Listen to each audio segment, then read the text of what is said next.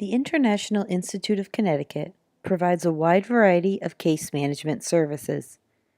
These services are funded by multiple federal departments that have provided ICON with requirements regarding the information to be captured and gathered in the client's case file. As the information we track in the client's case file is a contractual obligation with our funder, it is imperative that all information be collected thoroughly, timely, and in the correct order. To help you learn how to maintain a case file, ICON has assembled this brief training.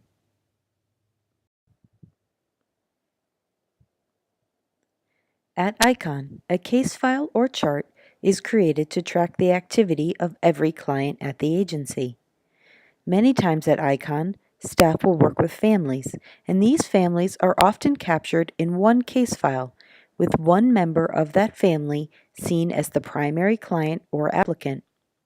Depending on the program the family is enrolled in, documents are completed with either just the primary applicant or with all members of the family, and sometimes both.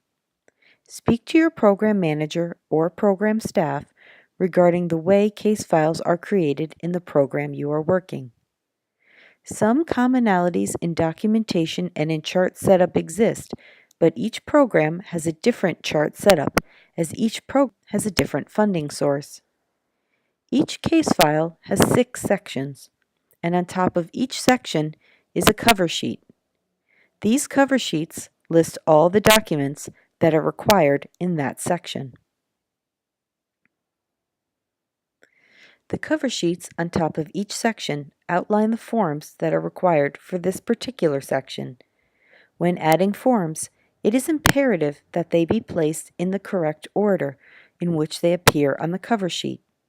The first item on top and the last item on the bottom.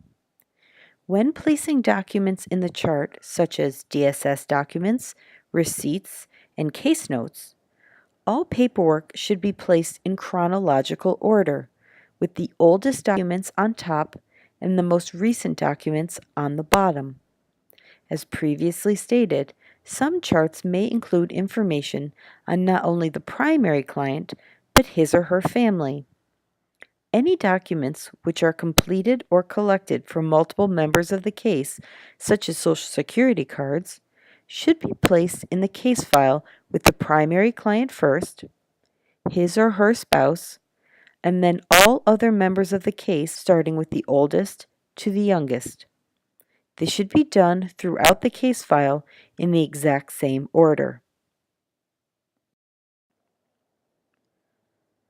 All information gathered in the case file is a requirement from our funder, and as such should be filed as soon as it is completed.